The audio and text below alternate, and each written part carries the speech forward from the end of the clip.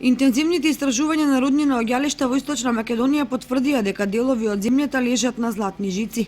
Како резултат на истите, веќе се утврдени локалитетите на кои ќе се отворат рудници за експлоатација на благородни метали.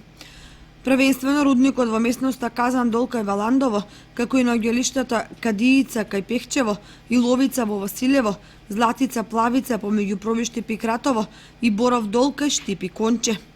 Тука се и одредени позитивни резултати од истражувањата на Осоговските планини и на Плачковица во околината на Виница, каде местното население зборува за откриени рударски тунели и окна, од кои некогаш се копала златна руда. Ваквите активности го подгреваат оптимизмот дека сиромашната Источна Македонија може да доживее комплетна економска преобразда, за да се издигне на крилите на богатството на благородните метали, пред се златото. Пријатно чувство на оптимизам влеваат коментарите на економските и стопанските аналитичари, што се ќе донесе отворањето на рудниците.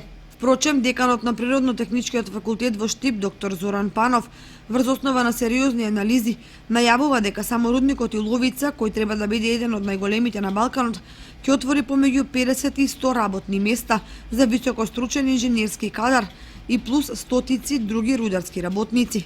Инаку странски експерти во последните години вршеа истражување и по Осоговските планини, но засега конкретни резултати не се соопштуваат.